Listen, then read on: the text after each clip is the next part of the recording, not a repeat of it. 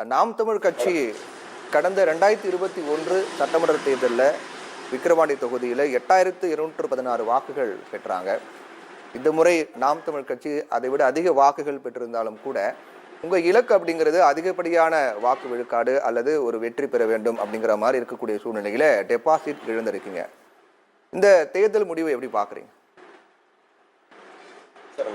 சத்தியம் நேயர்களுக்கும் எங்களுக்கு வாக்கு செலுத்திய உண்மையான ஜனநாயகவாதிகளாக இருக்கக்கூடிய 10,202 பேர்த்துக்கு மனமார்ந்த நன்றிகளை நாம் தமிழர் கட்சி சார்பாகவும் அண்ணன் சீமான் சார்பாகவும் தெரிவிச்சுக்கிறோம். நாங்கள் ஒருபோதும் தோத்ததில்லை சார். எங்களுக்கு நீங்க நினைக்கிற அறையெல்லாம் கிடையாது. நாங்கள் ஒருபோதும் நாம் தமிழர் பிள்ளைகளோ நாம் தமிழர் கட்சியோ ஒருபோதும் தோத்தது இல்ல. இன்னைக்கு விக்கிரவாண்டியில தோத்துட்டு அவமானப்பட்டு கொஞ்சம் சத்தமா பேசுங்க. ஃபேன் ஓடிட்டு இருக்குன்னு நினைக்கிறேன். அது கொஞ்சம் நாய்ஸா இருக்கு. கொஞ்சம் சத்தமா பேசுங்களா சார். நாம் தமிழர் கட்சி ஒருபோதும் தோத்தது கிடையாது. நாங்கள் எப்போதுமே எங்களுக்கு விழக்கூடிய ஒவ்வொரு வாக்கும் எங்களுக்கான வெற்றி. நாங்க ஒருபோதும் தோத்தது கிடையாது. விக்கிரவாண்டியில தோத்தது தேர்தல் ஆணையம் தோத்திருக்கு, இந்திய ஜனநாயகம் தோத்திருக்கு, இந்தியாவுடைய 4வது தூண் தோத்திருக்கு. இதுதான் உண்மை. நாங்க தோக்க கிடையாது.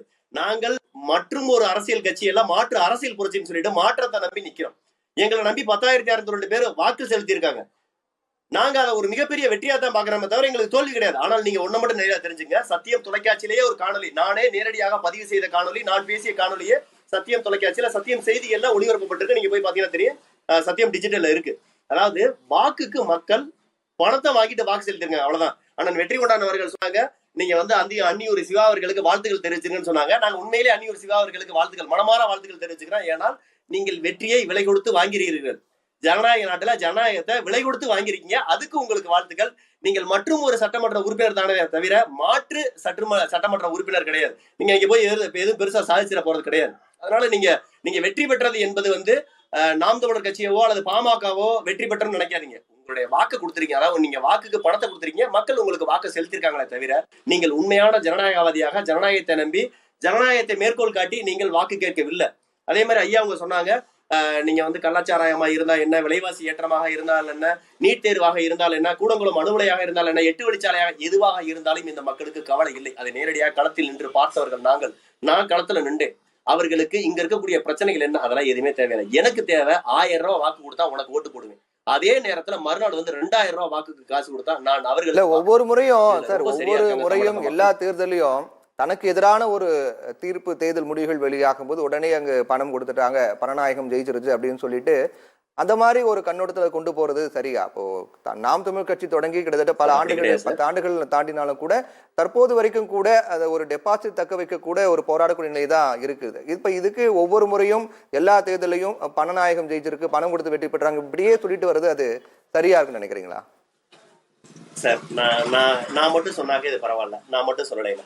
பணம் கொடுத்து வெற்றி பெறாங்க நான் மட்டும் சொல்லல. எல்லா ஊடகங்களும் பேசுது.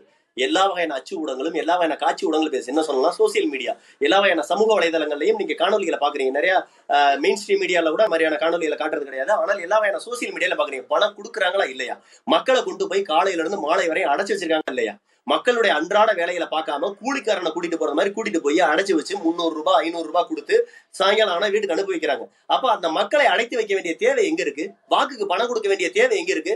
சேலையை இதே பாமக கட்சி சேலைகள் கொடுத்துச்சா இல்லையா, வேட்டி சேலைகள் கொடுத்துச்சா இல்லையா, அந்த மக்கள் அந்த வேட்டி சேலையை திரும்பி கொடுத்தாங்களா இல்லையா, இதெல்லாம் நடந்துச்சா இல்லையா? அப்ப நாங்க என்ன சொல்ல வர்றோம், உண்மையிலேயே நீங்க சொல்லுங்க, ஒரு நெறியாளரா உங்க மனசாட்சியை தொட்டு சொல்லுங்க. நீங்களும் ஒரு வாக்காளர் அந்த தமிழ்நாட்டுல ஏதாவது ஒரு கட்சிக்கு நீங்க வாக்கு செலுத்தி இருப்பீங்க, அதுல மாற்று கருத்து இல்ல.